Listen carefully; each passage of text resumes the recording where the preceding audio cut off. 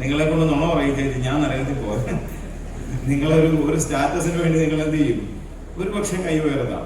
പ്രിയമുള്ളവരെ, ഞാൻ പറഞ്ഞു വന്നത് ദൈവവചനം നമ്മുടെ ഹൃദയത്തിൽ ആഴത്തിൽ ഏറ്റെടുക്കണം. പരിശുദ്ധാത്മാവ് നമ്മളോട് സംസാരിക്കണം. കൊലോസ്യർക്ക് എഴുതിയ ലേഖനം 4-ാം അധ്യായത്തിൽ 3 മുതലുള്ള തിരുവചനം അപ്പോസ്തലനായ പൗലോസ് പറഞ്ഞു, ഞാൻ നിങ്ങളോട് സംസാരിക്കുമ്പോൾ ദൈവവചനത്തിന്റെ വാതിലുകൾ, കവാടങ്ങൾ എല്ലാം തുറക്കപ്പെടുന്നതിന് വേണ്ടി നിങ്ങൾ പ്രാർത്ഥിക്കണം. അപ്പൊ നമ്മളോട് ദൈവത്തിന്റെ വചനം ദൈവത്തിന് സംസാരിക്കണമെങ്കിൽ നമ്മൾ എന്ത് ചെയ്യണം? നമ്മൾ പ്രാർത്ഥിച്ചുകൊണ്ടിരിക്കണം. ദൈവമേ, എന്നോട് നീ എന്ത് ചെയ്യണം? സംസാരിക്കണം. എന്നോട് നീ സംസാരിക്കണം കർത്താവേ എന്ന് ആത്മാർത്ഥമായിട്ട് പ്രാർത്ഥിക്കണം. അങ്ങനെ പ്രാർത്ഥിക്കുമ്പോൾ കർത്താവിന്റെ വലിയ കൃപ, വലിയ കരുണ നമ്മളിലേക്ക് ചൊരിയപ്പെടും. പ്രിയമുള്ളവരെ, ഇന്ന് രാത്രി കാലത്തെ ധ്യാനത്തിനായി യേശയ്യാ പ്രവാചകന്റെ പുസ്തകം 52-ാം അധ്യായം നമുക്ക് വായിക്കാം. യേശയ്യാ പ്രവാചകന്റെ പുസ്തകം 52-ാം അധ്യായം 1 മുതലുള്ള തിരുവചനം വായിച്ചു. വചനം വായിക്കാൻ ആരെങ്കിലും ഉണ്ടെങ്കിൽ നമ്മൾ മൈക്കൊക്കെ ഉപയോഗിച്ച് വായിക്കുന്നത് നല്ലതാണ്. സിയോനെ ഉണരുക, സിയോനെ ഉണരുക, ഉണരുക, നിന്റെ ബലം ധരിച്ചു കൊള്ളുക. വിശുദ്ധ നഗരമായ ജെറുസലേമേ, നിന്റെ അലങ്കാര വസ്ത്രം ധരിച്ചു കൊള്ളുക. ഇനി മേലാൽ അഗ്രചർമ്മിയും അശുദ്ധനും നിന്നിലേക്ക് വരികയില്ല. സിയോനെ ഉണരുക, ഉണരുക, ബലം ധരിക്കുക. ദൈവത്തിന്റെ നഗരമായ ജെറുസലേമേ, നിന്റെ മഹത്വ വസ്ത്രം ധരിക്കുക. ഇനി മേലാൽ നിന്നിൽ അഗ്രചർമ്മി കടന്നു വരികയില്ല. നമുക്ക് ഒരു നിമിഷം കൂടി ഒന്ന് പ്രാർത്ഥിക്കാം.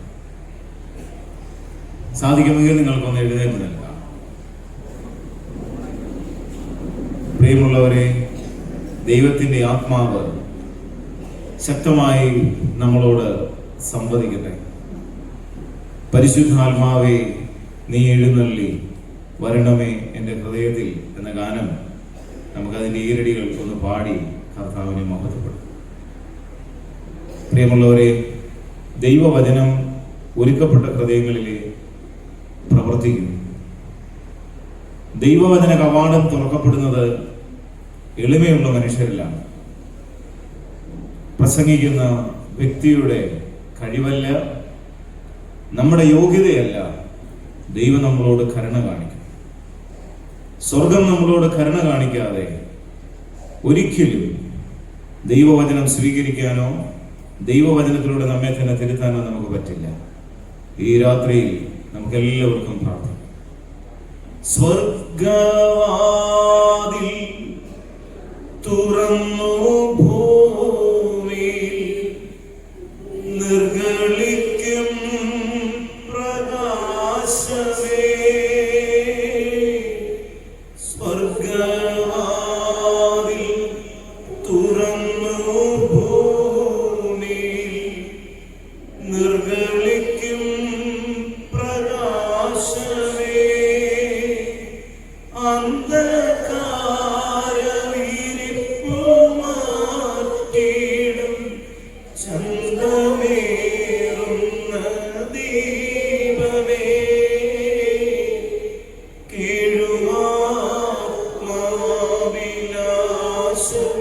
കേഴുവാവിലാസവീശുന്ന മോഹന ദിവ്യതാരമേ,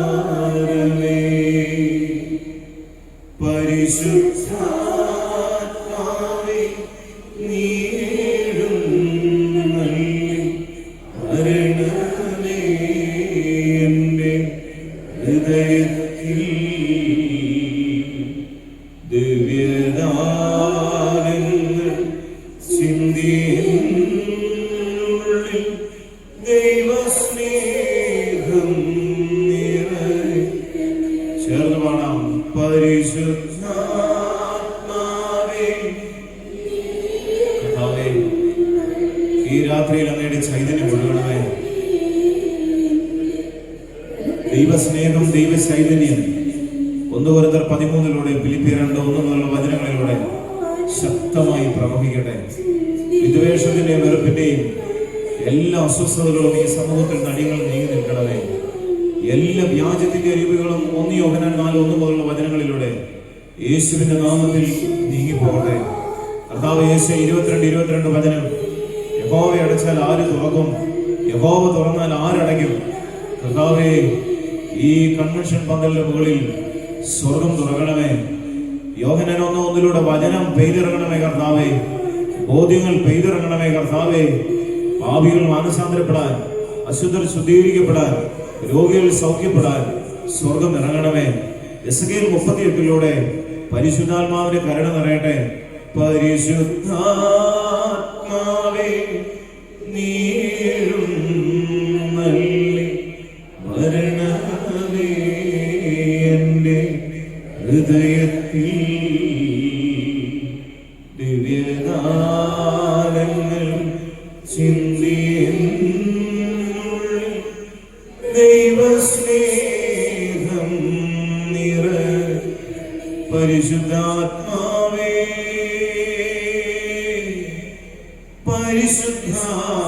പരിശുദ്ധാത്മാവേ എന്നിൽ നിറയണമേ.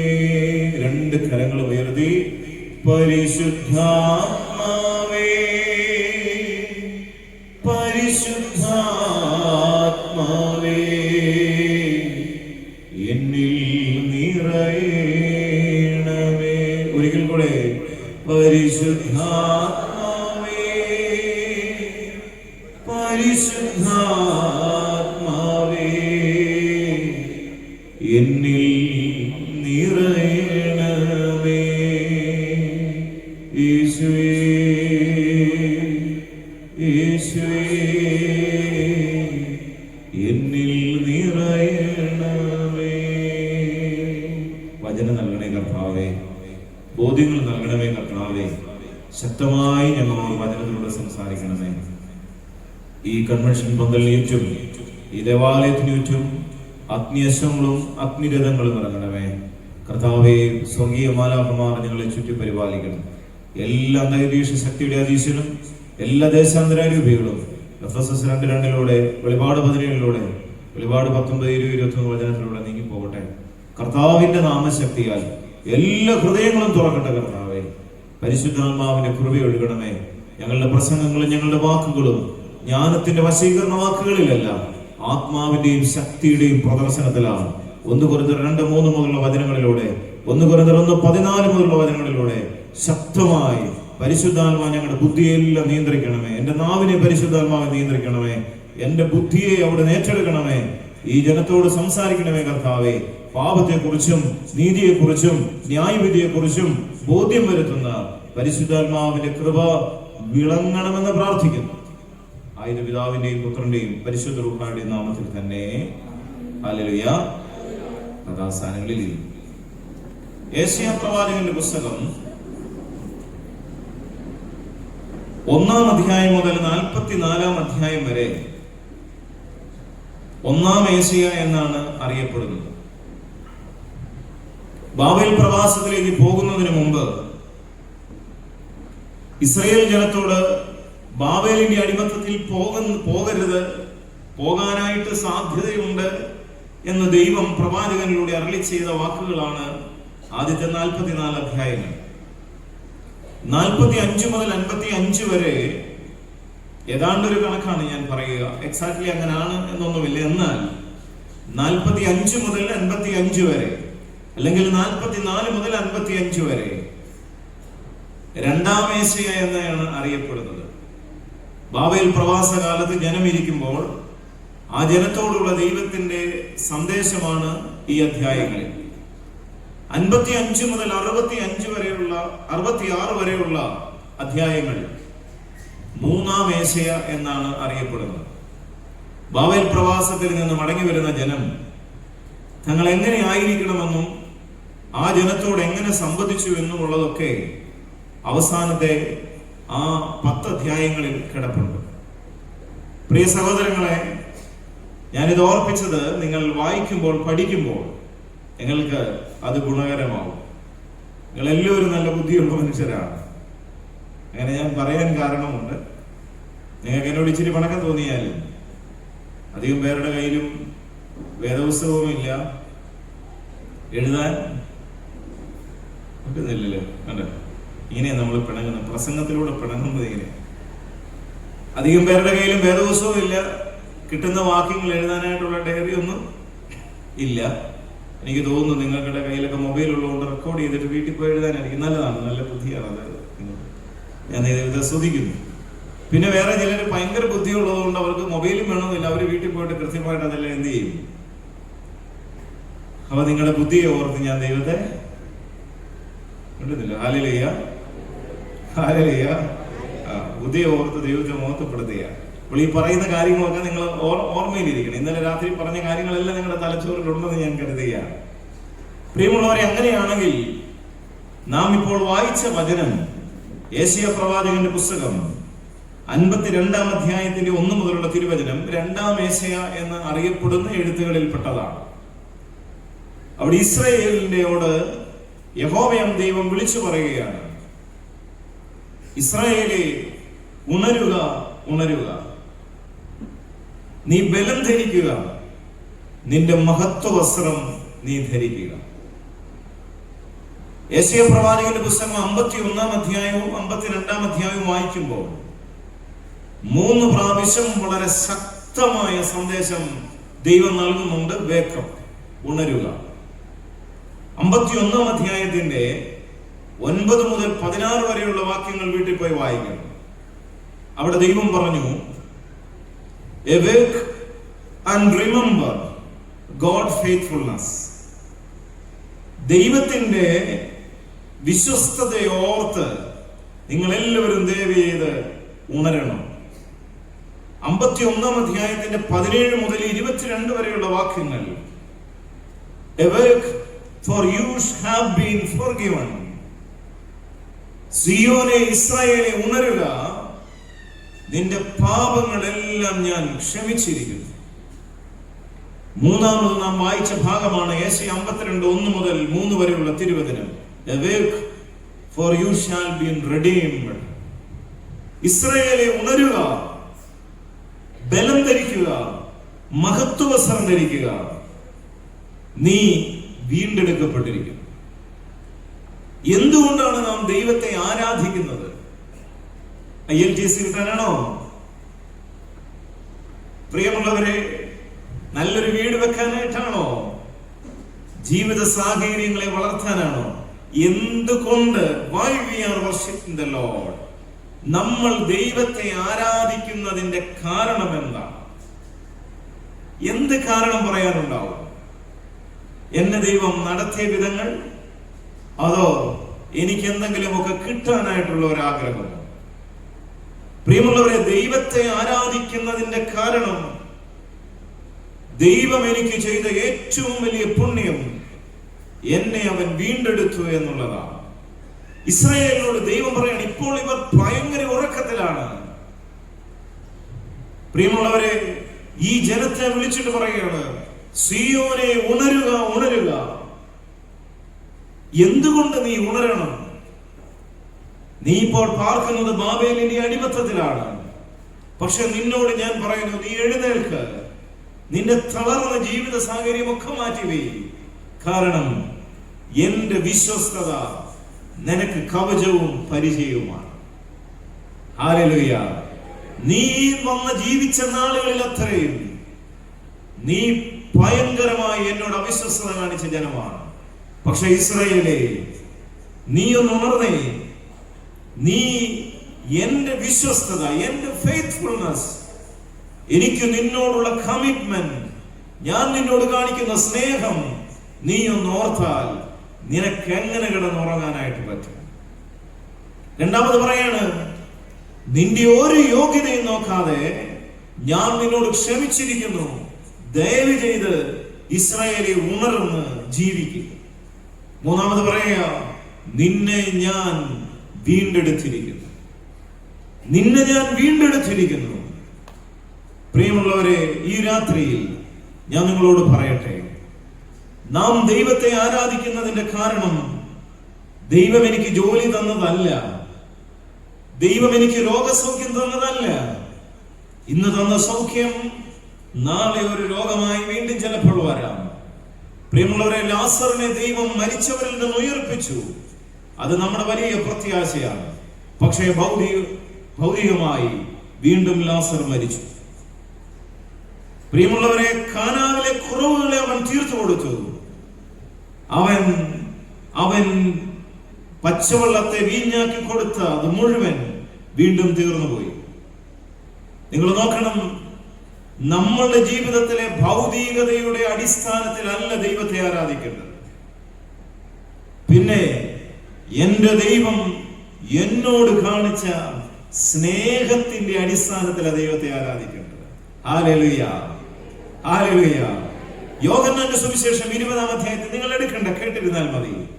20-ാം അധ്യായത്തിൽ പ്രിയമുള്ളവരെ, മഗ്ദലക്കാരി മറിയ അവളുടെ ജീവിതത്തിന്റെ ജീവിതം മുഴുവൻ നഷ്ടപ്പെട്ടു പോകാമെന്ന സാഹചര്യത്തിലും യേശുവിന്റെ കല്ലറയിലേക്ക് അവൾ പോയി. കാരണം അവളിൽ വസിച്ചിരുന്ന ഭൂതങ്ങളെ അവൻ പുറത്താക്കി എന്ന് വചനം പറയുന്നു. 7 ഭൂതങ്ങളാൽ പിടിക്കപ്പെട്ടിരുന്ന അവൾ അവിടെ ഉണ്ടായിരുന്നു.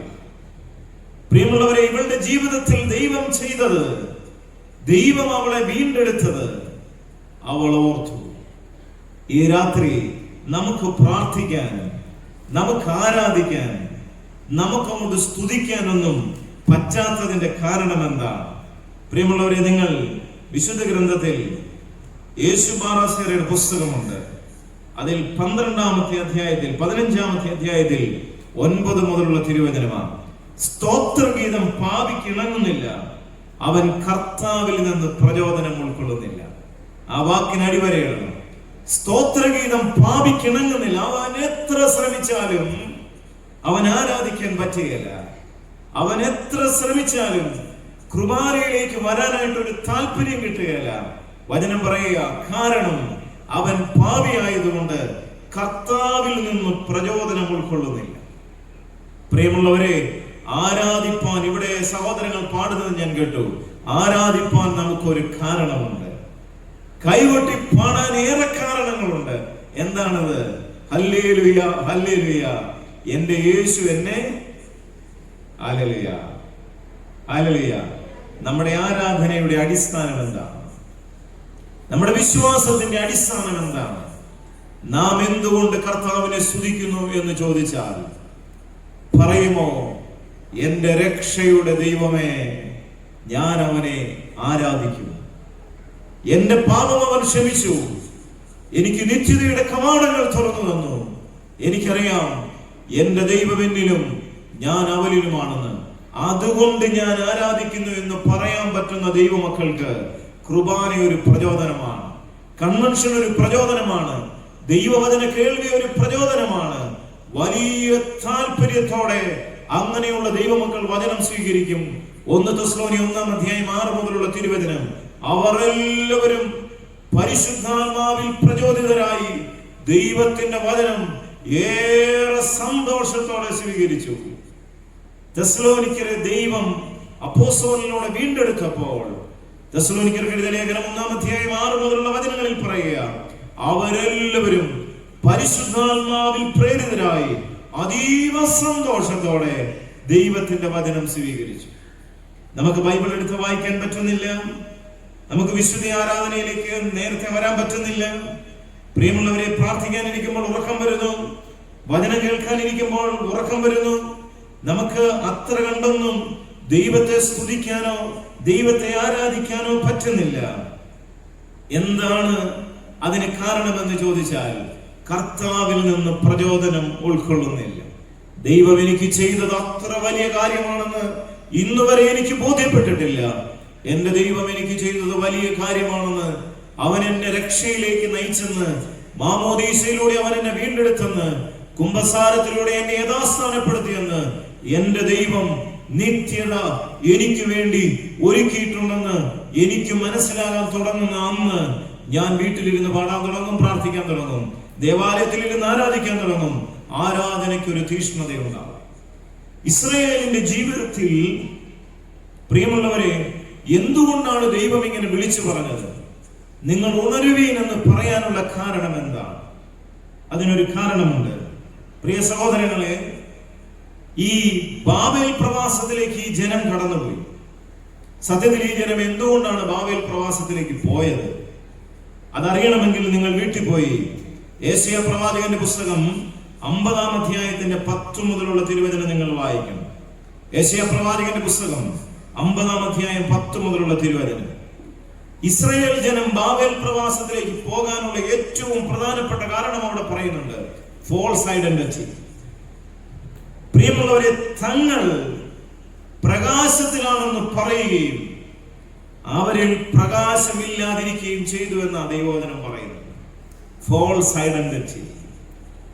ദൈവം വെറുക്കുന്ന ഏറ്റവും വലിയ പാപം കാപട്യമാണ്. വെളിപാടിന്റെ പുസ്തകത്തിൽ 21-ാം അധ്യായത്തിൽ ഞാനൊരു വചനം നിങ്ങളെ വായിച്ച് കേൾപ്പിക്കാം. 8 മുതലുള്ള തിരുവചനമാണ്. എന്നാൽ ഭീരുക്കൾ, നിങ്ങൾ ശ്രദ്ധിക്കണം, എന്നാൽ ഭീരുക്കൾ, അവിശ്വാസികൾ, ദുർമാർഗികൾ, കൊലപാതകികൾ, വ്യഭിചാരികൾ, മന്ത്രവാദികൾ, വിഗ്രഹാരാധകർ, കാപട്യക്കാർ. ആ വാക്ക് ശ്രദ്ധിക്കണം. വ്യഭിചാരികൾ, മന്ത്രവാദികൾ, കൊലപാതകികൾ, എന്നിട്ട് പറയാണ് കാപട്യക്കാർ. ഇങ്ങനെയുള്ളവൻ ഒരുവനും ദൈവരാജ്യത്തിൽ പോകത്തില്ലെന്ന് കുഞ്ഞാട് വിളിച്ചു പറഞ്ഞു. പ്രിയ സഹോദരങ്ങളെ, ഞാൻ നിങ്ങളോട് ചോദിക്കട്ടെ, നിങ്ങൾക്ക് എന്നെ വിശ്വസിക്കാമോ? എന്റെ ഉള്ളിൽ എങ്ങനെയാണ്? പ്രിയ സഹോദരങ്ങളെ, പുറമെ ഭക്തിയുടെ വലിയ വലിയ വലിയ നാട്യങ്ങളുണ്ട്. 2 കൊരിന്ത്യർ ലേഖനം 11-14 മുതലുള്ള തിരുവചനം. പിശാച് പോലും പ്രാഭവപൂർണനായ ദൂതന്റെ വേഷം കെട്ടാറില്ലേ എന്നാണ് അപ്പോസ്തലൻ ചോദിച്ചത്. പിശാച് പോലും പ്രാഭവപൂർണനായ ദൂതന്റെ വേഷം കെട്ടു. സത്യത്തിൽ എന്നോടും നിങ്ങളോടും ദൈവം ഈ രാത്രി ചോദിക്കുന്ന ഒരു ചോദ്യമുണ്ട്. നമ്മൾ കാപട്യത്തിന്റെ മുഖംമൂടിയാണോ? നമ്മൾ കാപട്യത്തിന്റെ മുഖംമൂടിയാണോ? വിശുദ്ധ ജോൺ ലാഡർ എന്ന് പറയുന്ന ഒരു സഭാപിതാവിനെ കുറിച്ച് ഞാൻ വായിച്ചിട്ടുണ്ട്. അദ്ദേഹം പറയുന്ന ഒരു കാര്യമുണ്ട്, നീ ഒറ്റയ്ക്കായിരിക്കുമ്പോൾ നീ എന്താണോ അതാണ് നീ. ഹല്ലേലൂയ. ഉണ്ടെന്നില്ലല്ലോ. Hallelujah, hallelujah. നീ ഒറ്റയ്ക്കായിരിക്കുമ്പോൾ എന്താണോ അതാണ് നീ. നമ്മളിൽ എത്ര പേർക്ക് പറയാൻ പറ്റും എന്നിൽ കാപട്യമില്ലെന്ന്? പ്രിയമുള്ളവരെ, ഇന്നലെ രാത്രി ഞാൻ ഈ തൊട്ടടുത്ത് നീറാമുകൾ എന്ന പള്ളിയിൽ ഉണ്ടായിരുന്നു. ചിലപ്പോൾ അതിൽ വന്നവർ ചിലർക്ക് കാണാം, എങ്കിലും ഒരാവർത്തന വിരസത നിങ്ങൾക്ക് ഫീൽ ചെയ്യരുത്. ഞാനൊരു വചനം കാണിച്ചു തരാം. ശുദ്ധമുള്ള യോഹന്നാൻ ശ്ലീഹ എഴുതിയ രക്ഷാസുവിശേഷം 2-ാം അധ്യായത്തിൽ 24 മുതലുള്ള തിരുവചനമാണ്. പെസഹ പെരുന്നാളിന് അവൻ ജെറുസലേമിലായിരിക്കുമ്പോൾ പ്രവർത്തിച്ച അടയാളങ്ങൾ കണ്ട് വളരെ പേർ അവന്റെ നാമത്തിൽ വിശ്വസിച്ചു. വളരെ പേർ അവന്റെ നാമത്തിൽ വിശ്വസിച്ചു. എന്നാൽ യേശുവാകട്ടെ അവരെ ആരെയും വിശ്വസിച്ചില്ല. ആ വാക്കിന് അടിവരയിടണം. എന്നാൽ യേശുവാകട്ടെ അവരെ ആരെയും വിശ്വസിച്ചില്ല. ഈ രാത്രി ചോദ്യം ഇതാണ്: കൊലപാതകികൾ, ദുർമാർഗികൾ, വിഗ്രഹാരാധികൾ, കാപട്യക്കാർ, മന്ത്രവാദികൾ ഒന്നും ദൈവരാജ്യം കാണുകയില്ല. പ്രിയമുള്ളവരെ, നമ്മുടെയൊക്കെ ഹൃദയം എങ്ങനെയാണ്? നമ്മുടെയൊക്കെ പ്രവർത്തന ശൈലി എങ്ങനെയാണ്? നമ്മുടെ ഭാര്യയ്ക്ക്, നമ്മുടെ ഭർത്താവിന് നമ്മളെ വിശ്വസിക്കാമോ? നമ്മുടെ കുഞ്ഞുങ്ങൾക്ക് നമ്മളെ വിശ്വസിക്കാമോ? നമ്മുടെ മാതാപിതാക്കൾക്ക് നമ്മളെ വിശ്വസിക്കാമോ? എന്തായാലും ഇസ്രായേലിന്റെ കാപട്യം, ഇസ്രായേലിന്റെ ദൈവത്തോട് കാണിച്ച അവജ്ഞകൾ, ദൈവത്തോട് എടുത്ത നിലപാടുകൾ അവരെ ഇപ്പോൾ ബാബേൽ പ്രവാസത്തിലേക്ക് കൊണ്ടുവന്നു. ബാബേൽ പ്രവാസം ഒരു മാനസാന്തരത്തിനുള്ള മുഖാന്തരമായിരുന്നു. നമ്മുടെ എല്ലാ സഹനങ്ങളും മാനസാന്തരത്തിന്റെയും വിശുദ്ധീകരണത്തിന്റെയും മുഖാന്തരമായി ഏറ്റെടുക്കണം. 1 പത്രോസ് 1-ാം അധ്യായം 6 മുതലുള്ള തിരുവചനം. ഉലയിൽ 7 പ്രാവശ്യം ശുദ്ധി ചെയ്ത സ്വർണം പോലെയാണ് പരിശോധനകളെ അതിജീവിക്കുന്ന നിങ്ങളുടെ വിശ്വാസം. ഹല്ലേലൂയ. എന്നാൽ ഇസ്രായേലിന് സംഭവിച്ച എന്നാണെന്നറിയാമോ? എന്റെ പ്രിയമുള്ളവരെ, ഈ ജനം ബാബേലിൽ പോയി അടിമകളായി. ബാബേൽ നദിയുടെ തീരം ഫലസമ്പുഷ്ടമാണ്.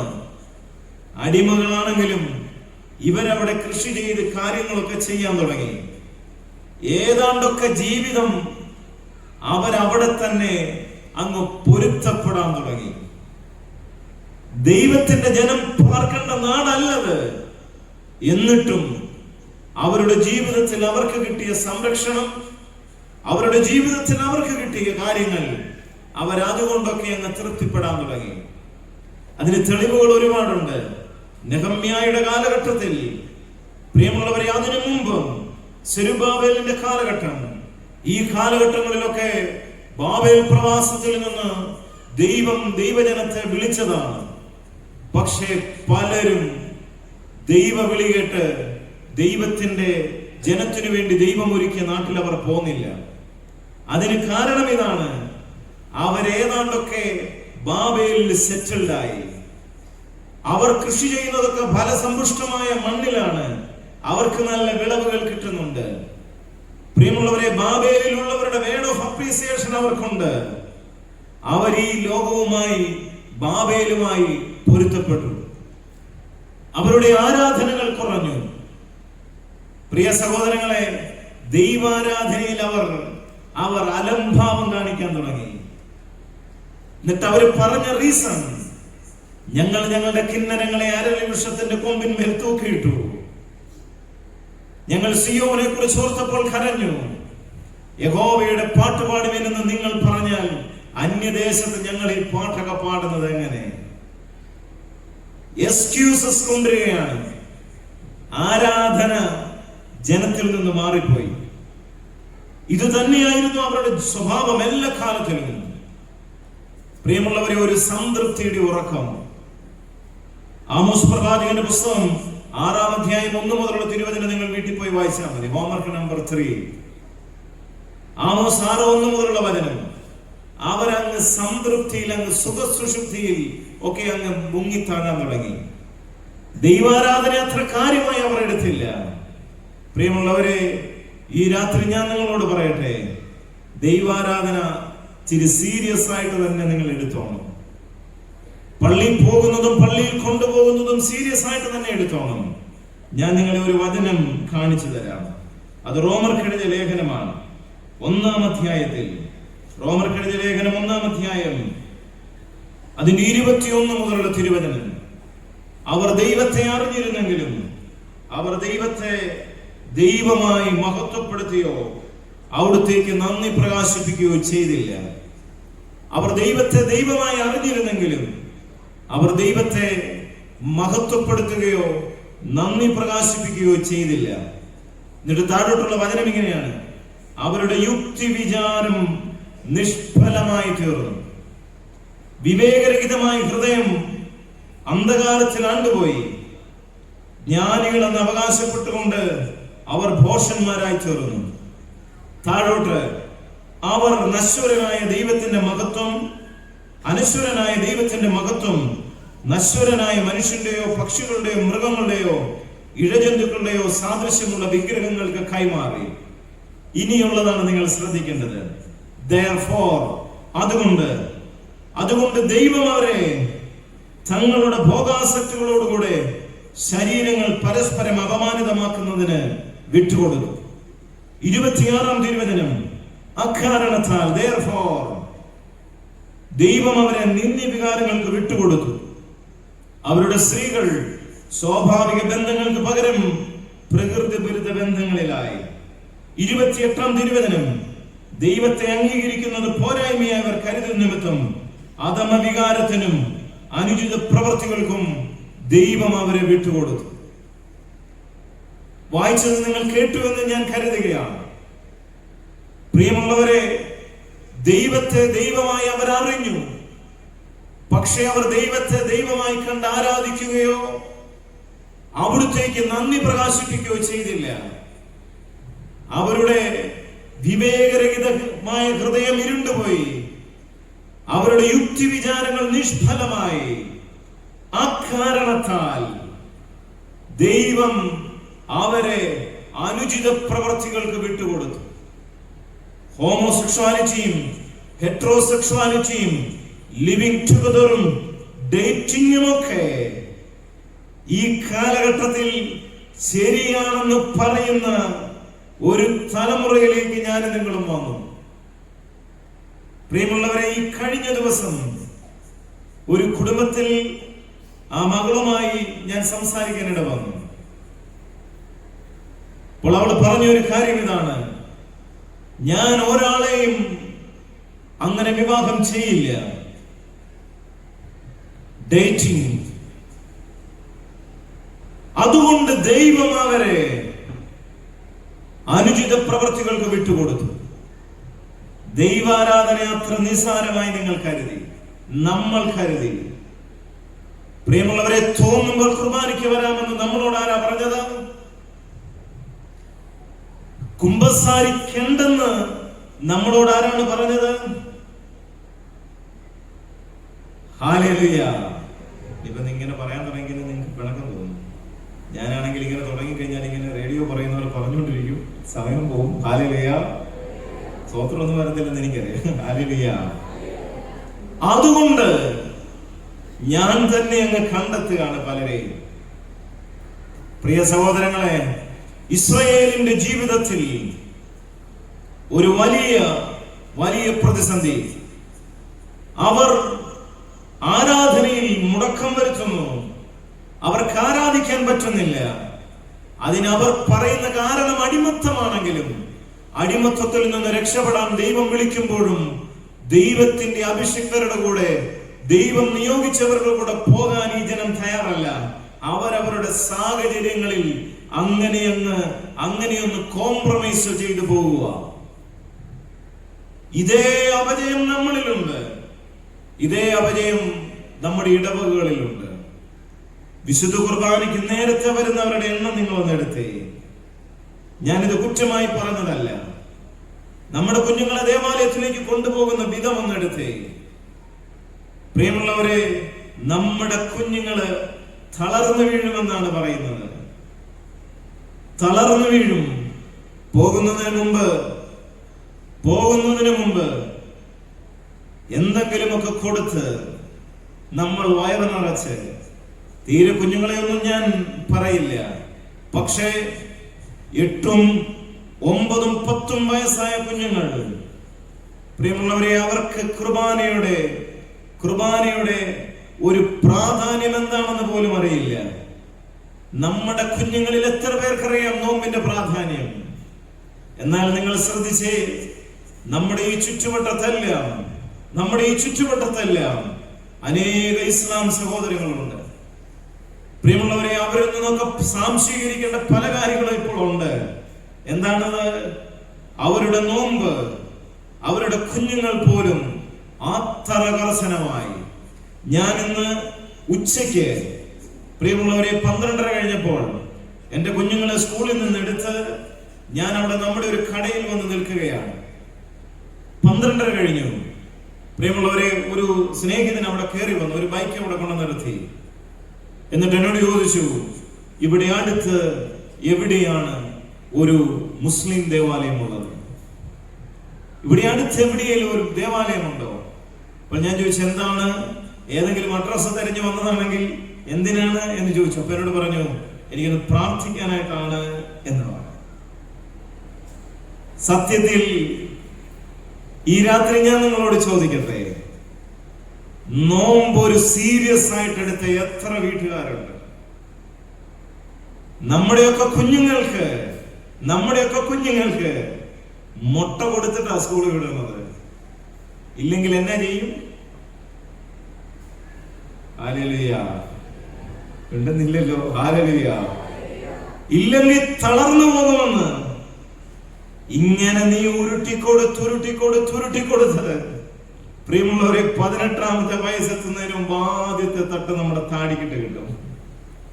അന്നേരം കിടന്ന് ഭയങ്കര കരച്ചിലും പ്രാക്കുമാണ്. നീ പോകുന്ന വഴിക്ക് കൊടുമ്പാമ്പ് കൊത്തോടാ, നീ പോകുന്ന വഴിക്ക് നന്നാകേലടി. ഇതൊന്നും പറഞ്ഞിട്ടൊന്നും ഒരു കാര്യമില്ല. ഹല്ലേലൂയ. ദൈവത്തെ ദൈവമായി ആരാധിക്കണമായിരുന്നു, ചെയ്തില്ല. സിയോനെ ഉണരുക. ഈ ആത്മീക മന്ദത നമ്മളിലുണ്ട്. എങ്ങനെ ഇത് മാറും? ഉണ്ടെന്ന് പറഞ്ഞിട്ട് കാര്യമില്ല. എങ്ങനെ ഇത് മാറും? നമുക്കൊരു വചനം വായിക്കാം. ഫിലിപ്പിയർക്ക് എഴുതിയ ലേഖനം 3-ാം അധ്യായം 9 മുതലുള്ള തിരുവചനം. ഫിലിപ്പിയർക്ക് എഴുതിയ ലേഖനം 3-ാം അധ്യായം 9 മുതലുള്ള തിരുവചനം. ഫിലിപ്പിയർക്ക് എഴുതിയ ലേഖനം 3-ാം അധ്യായം 9 മുതലുള്ള വചനം. ഞാൻ ക്രിസ്തുവിനെ നേടേണ്ടതിനും എന്റെ സ്വന്തം നീതിയിലല്ല, ക്രിസ്തു എന്ന വിശ്വാസം മൂലം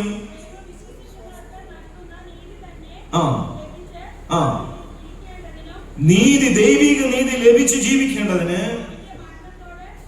ആ വാക്ക് ശ്രദ്ധിക്കണം, അവന്റെ മരണത്തോട് അനുരൂപപ്പെട്ട് അവനെയും അവന്റെ പുനരുത്ഥാനത്തിന്റെ ശക്തിയെയും അറിഞ്ഞ്, ആ വാക്കുകളെല്ലാം ഒന്ന് നിർത്തി വായിച്ചേ, അവനെയും അവന്റെ പുനരുത്ഥാനത്തിന്റെ ശക്തിയെയും അറിഞ്ഞ് അവന്റെ കഷ്ടാനുഭവങ്ങളുടെ കൂട്ടാളിയായി അനുഭവിച്ചറിയേണ്ടതിന്, ഇങ്ങനെ വല്ല വിധേനയും മരിച്ചവരുടെ ഇടയിൽ നിന്ന് പുനരുത്ഥാനം പ്രാപിക്കേണ്ടതിന് മതി. പ്രിയമുള്ളവരെ, 3 കാര്യങ്ങൾ അറിയണം. 1, അവനെ എനിക്ക് നന്നായി അറിയണം. 2, അവന്റെ മരണത്തെയും അവന്റെ പുനരുത്ഥാനത്തിന്റെ ശക്തിയെയും അറിയണം. 3, അവന്റെ കഷ്ടാനുഭവങ്ങളോട് ഐക്യപ്പെടണം. ഈ 3 കാര്യങ്ങൾ ഒരു മനുഷ്യൻ അറിയാതെ അവനിൽ ഒരു ആത്മീക ഉണർവില്ല. ഒന്നുകൂടെ പറയാം, അവനെ അറിയണം. 2, അവന്റെ മരണ പുനരുത്ഥാനങ്ങളുടെ ശക്തി അറിയണം. 3, അവന്റെ കഷ്ടാനുഭവങ്ങളോട് ഐക്യപ്പെടണം. പ്രിയമുള്ളവരെ, ഈ 3 കാര്യങ്ങളിലൂടെ യാത്ര ചെയ്യുന്ന, അനുചിന്തനം നടത്തുന്ന ഒരു മനുഷ്യന് ക്രിസ്തോന്മുഖനായി, ദൈവോന്മുഖനായി, യേശു ക്രിസ്തുവിൽ കേന്ദ്രീകൃതമായ ഒരു ജീവിതം നയിക്കാൻ പറ്റും. അവന്റെ ഈ ഭൂമിയിലുള്ള യാത്ര ഫലദായകമാകും. അവനിലൂടെ ദൈവം ഭൂമിയിൽ വലിയ കാര്യങ്ങളെ ചെയ്യും. വിശുദ്ധ ജെറോം പറയുന്ന ഒരു വാക്കുണ്ട്. പ്രിയമുള്ളവരെ, ഞാനത് സാന്ദർഭികമായി ഓർപ്പിക്കട്ടെ. ഒരു മനുഷ്യന് എങ്ങനെ വിശുദ്ധനായി ജീവിക്കാൻ പറ്റും? Is it possible? അത് സാധ്യമാണോ? അദ്ദേഹം പറയുക, അനുചിന്തനത്തിലൂടെ. എന്താണ് അനുചിന്തനം? ഞാൻ സ്വീകരിച്ചിരിക്കുന്നത് യേശുവാണെന്ന് ഒരു കുർബാനയ്ക്ക് ശേഷം ഞാൻ ചിന്തിക്കുന്നതിന്റെ പേരാണ് അനുചിന്തനം. ഞാൻ സ്വീകരിച്ചത് യേശുവാണെന്ന് ഞാൻ അറിയണം. ഇങ്ങനെ ഒരു അറിവുള്ള മനുഷ്യൻ, അവന്റെ ജീവിതത്തിൽ ആത്മീക ഉണർവുണ്ട്. അവനെ ഈ ലോകത്തിൻ്റെതൊന്നും പ്രലോഭനിപ്പിക്കുന്നില്ല.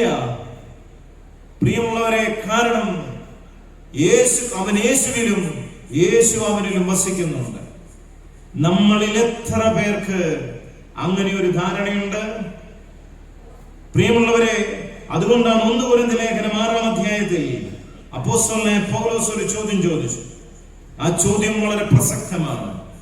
യേശു ക്രിസ്തുവിന്റെ 1 കൊരിന്ത്യർ 6-ാം അധ്യായം 15 മുതലുള്ള തിരുവചനം, നിങ്ങളുടെ ശരീരങ്ങൾ ക്രിസ്തുവിന്റെ അവയവങ്ങളാണെന്ന് നിങ്ങൾക്ക് അറിഞ്ഞുകൂടെ?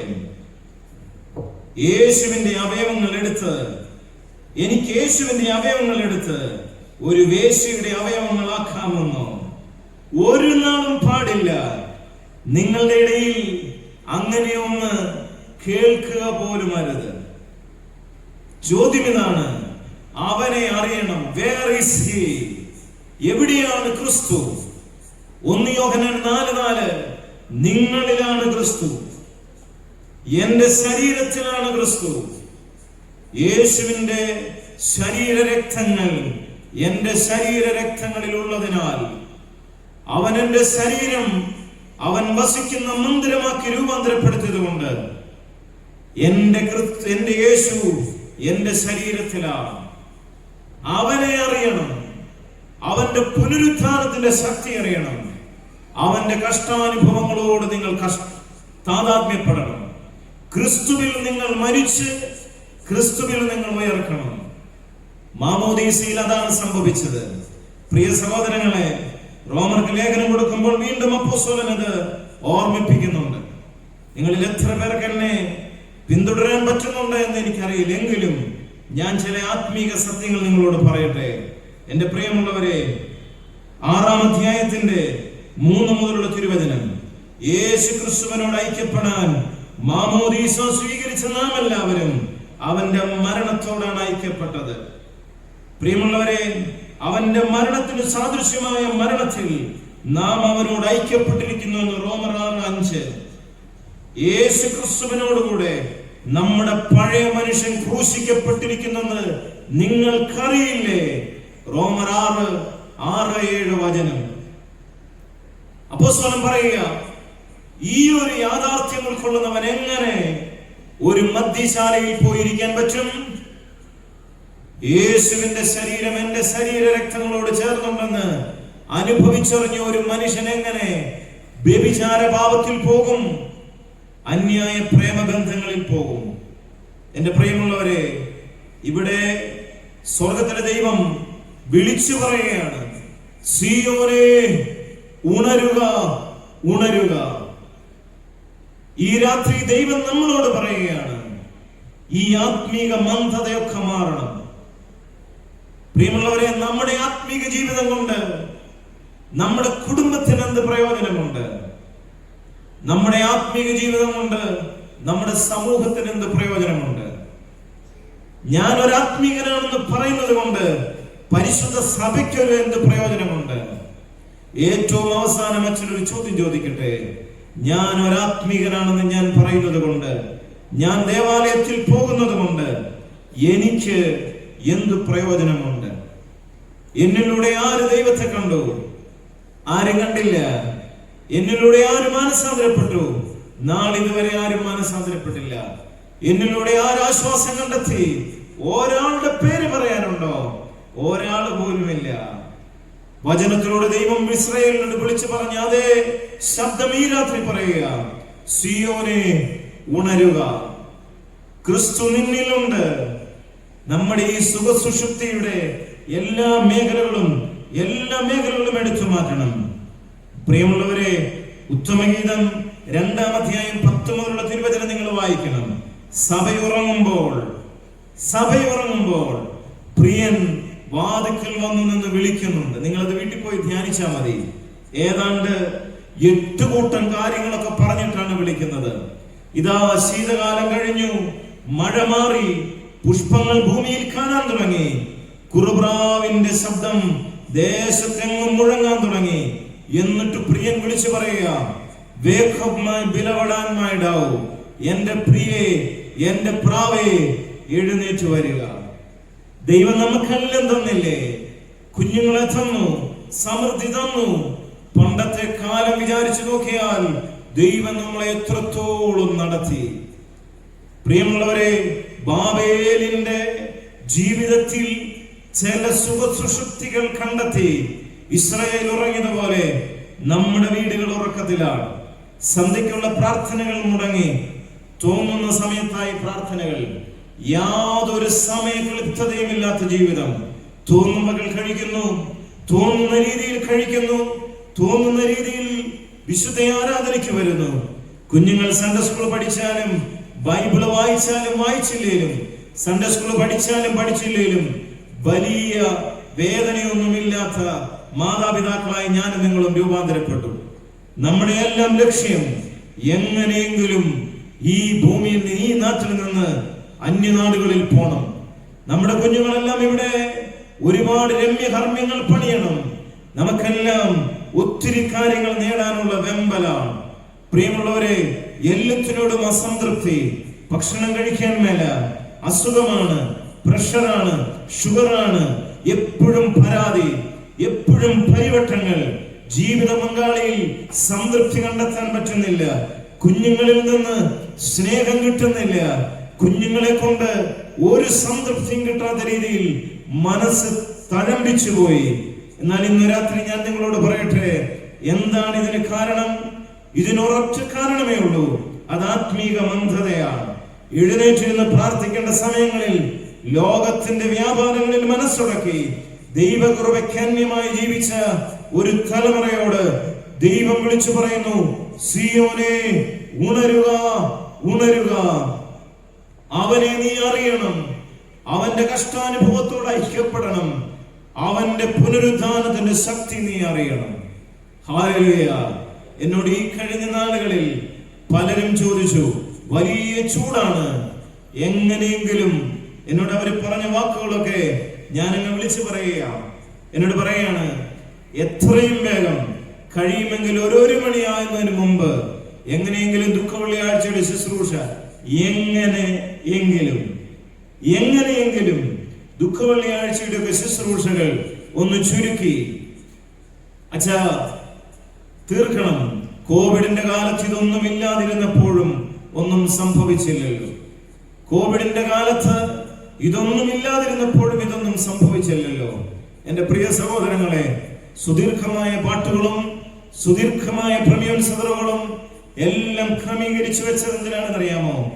അവൻ എനിക്ക് വേണ്ടി സഹിച്ച ത്യാഗഭാരങ്ങളെ ഞാൻ ഓർത്തെടുക്കാൻ. അവൻ വീണ വഴികളിൽ അവൻ മുഖമടിച്ചു വീണ നിമിഷങ്ങളെ ഞാൻ ധ്യാനിക്കുമ്പോൾ എന്റെ ചിത്തം അനുതാപത്തിലേക്ക് ധൃതിപ്പെട്ടുകൊണ്ടിരിക്കാൻ വേണ്ടി, പ്രിയമുള്ളവരെ, ദൈവത്തിന്റെ പരിശുദ്ധാത്മാവ് എഴുതി ചേർത്ത പ്രാർത്ഥനകളെ കുറിച്ച് ഈ തലമുറ പറയുക, എങ്ങനെങ്കിലും 1 മണിയാകുമ്പോൾ ഒന്ന് തീർത്തു കൊടുക്കണം. എങ്ങനെ ഒരു സ്പിരിച്വൽ അവേക്കനിങ് ഉണ്ടാകും? ചൂട് കൂടും, കാലഘട്ടം മാറും, ആരാധിക്കാൻ ദേവാലയങ്ങൾ കിട്ടാതെ പോകുന്ന കാലം വന്നേക്കാം. നാം എന്തു ചെയ്യും? ഒരു കോംപ്രമൈസിംഗ് സ്പിരിച്വാലിറ്റി ഉണ്ടാകരുത് കേട്ടോ. അധാർമികത ആത്മീയതയിൽ വരരുത്. ഇന്ന് കാണുന്നത് മുഴുവൻ അതാണ്. വെച്ചുകെട്ടുകളുടെ ആധ്യാത്മികത. ഞാൻ പാട്ട് പാടുന്നുണ്ട്, ജീവിത വിശുദ്ധിയില്ല. എങ്ങനെ കൃപയൊഴുകും? ഹല്ലേലൂയ. ഞാൻ വിശുദ്ധ ബലി അർപ്പിക്കുന്നുണ്ട്, എന്റെ ദൈവത്തിന് എന്നെ മടുപ്പാണ്. മലാഖി 1 ദൈവം വിളിച്ചു പറയുക, ഇവന്മാർ ദേവാലയത്തിലേക്ക് കടന്നു വരാതെ ആരെങ്കിലും ആ വാതിലുകൾ ഒന്ന് അടച്ചിരുന്നെങ്കിൽ കൊള്ളാമായിരുന്നു. വെച്ചുകെട്ടുകളുടെ ആധ്യാത്മിക ലോകത്ത് നിർമ്മലതയോടെ ബി ജെനുവിൻ, ഒരു യഥാർത്ഥ മനുഷ്യനായി ചുങ്കക്കാരനും പരീശനും പ്രാർത്ഥിക്കാൻ നിന്നതുപോലെ ഒരു യഥാർത്ഥ മനുഷ്യനായി ആത്മീയതയിൽ ആര് ജീവിക്കും? പ്രിയമുള്ളവരെ, ഇസ്രായേലിനോട് ഉണരാൻ പറഞ്ഞ അതേ വാക്ക് ഈ രാത്രി ദൈവം നമ്മളോട് പറയുന്നു. രണ്ടാമത് ദൈവം പറഞ്ഞു, സിയോനെ ബലം ധരിക്കുക, സിയോനെ ബലം ധരിക്കുക. ഞാൻ നിങ്ങളെ ഒരു വചനം കാണിച്ചു തരാം. 2 ശമൂവേലിന്റെ പുസ്തകം 3-ാം അധ്യായം 1 മുതലുള്ള തിരുവചനമാണ്. വചനം ഇങ്ങനെയാണ്: ദാവീദിന്റെ ഗൃഹം നാൾക്കുനാൾ ബലപ്പെട്ടു, എന്നാൽ ശൗലിന്റെ ഗൃഹമാകട്ടെ നാൾക്കുനാൾ ക്ഷയിച്ചുപോയി. ഇസ്രായേൽ എങ്ങനെ ദൈവത്തിൽ നിന്ന് എങ്ങനെ ബലം കണ്ടെത്തും? നമ്മുടെ ജീവിതത്തിലും ഒത്തിരി നിരാശകളുണ്ട്, നമ്മുടെ ജീവിതത്തിൽ ഒത്തിരി പ്രതിസന്ധികളുണ്ട്. ആത്മീയ ജീവിതത്തിൽ നമുക്ക് മുന്നോട്ട് പോകാനായിട്ട് പറ്റുന്നില്ല. നമ്മളൊക്കെ എത്രയോ നിസ്സാരരാണ് സഹോദരങ്ങളെ. ഈ വർഷം ആരംഭിച്ചപ്പോൾ എന്തെല്ലാം തീരുമാനമെടുത്തതാണ് ഞാനും നിങ്ങളും. അതൊന്നും പ്രാവർത്തികമാക്കാനുള്ള ബലം നമുക്കില്ല. സത്യമല്ലേ? ഏത് പ്രലോഭനത്തെയാണ് നമുക്ക് തരണം ചെയ്തു പോകാൻ പറ്റിയിട്ടുള്ളത്? എല്ലായിടത്തും നമ്മൾ വീണുപോയി. പ്രിയമുള്ളവരെ, ഞാൻ നിങ്ങളെ ഒരു വചനം വായിച്ചു കേൾപ്പിക്കാം. അത് റോമർക്കെഴുതിയ ലേഖനം 7-ാം അധ്യായമാണ്. ദൈവത്തിന്റെ കൃപ കൊണ്ട് ജ്വലിച്ച, തന്റെ നിഴലടിച്ചപ്പോൾ രോഗികൾ സുഖപ്പെട്ട, തന്റെ പ്രബോധനത്തെ കുറിച്ചും തന്റെ ലേഖനത്തെ കുറിച്ചും പരിശുദ്ധനായ പത്രോസ്ലീഹ പോലും പ്രകീർത്തിച്ച പൗലോസ് അപ്പോസ്തലൻ പറയുന്ന ഒരു വാക്കുണ്ട്. പൗലോസിനെ കുറിച്ച് പത്രോസ്ലീഹ പറയുന്നത് എങ്ങനെയാണ്? അവന്റെ എഴുത്തുകൾ ഈടുറ്റതാണ്, അദ്ദേഹത്തിന്റെ എഴുത്തുകൾ ഈടുറ്റതാണ്, ആത്മപ്രചോദനമുള്ളതാണ്.